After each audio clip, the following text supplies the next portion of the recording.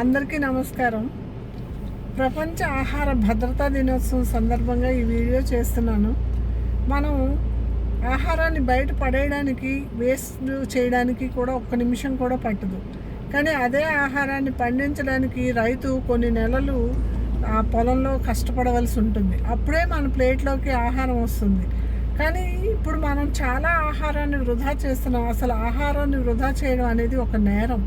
ఎందుకంటే ఎంతోమంది ఒక పూట కూడా తిండి లేకుండా ఉన్నవాళ్ళు ఎంతోమంది ఉన్నారు. ఇంకా ప్రభుత్వాలు ఎన్ని చర్యలు తీసుకున్నప్పటికీ కూడా ఇప్పటికీ కూడా ఒక పూటకి కూడా ఆహారం వెతుక్కోవలసిన పరిస్థితిలో చాలామంది ఉన్నారు.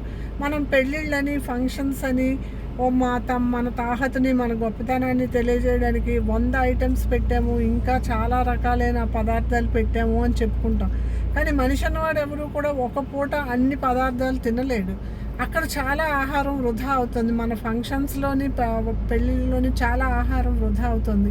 అది మాత్రం మనం చాలా అలా ఆహారం వృధా చేయడం అనేది కరెక్ట్ కాదు. ఈ సందర్భంలో నాకు ఒక విషయం చెప్పాలని అనిపిస్తుంది. ఏంటంటే, నేను వైజాగ్ రైల్వే స్టేషన్లో ట్రైన్లో కూర్చుని ఉన్నాను. నా ట్రైన్ ఇంకా బయలుదేరబోతూ ఉండగా నేను అలా ప్లాట్ఫామ్ వైపు చూస్తుంటే ఒక ముసలామె మాటికి వచ్చి డస్ట్బిన్లో వెతుక్కుంటుంది.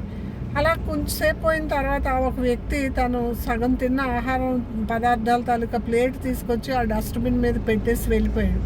ఆమె గబగబా వచ్చి ఒక కవర్లో ఆ పదార్థాలన్నింటినీ కలిపి తన కవర్లో వేసేసుకుని ఒక మూల ఆ కవర్ పట్టుకుని కూర్చుంది చాలా సంతృప్తిగా. అంటే మరో పూటకి ఆహారం దొరికింది అని ఆమె మా మొహంలో ఒక రకమైన ఆనందం కనిపించింది. ఆ దృశ్యం నా మనసును చాలా కలిచివేసింది అనమాట. ఇలాగ ఆహారాన్ని మనం వృధా చేయడం అనేది సరికాదు.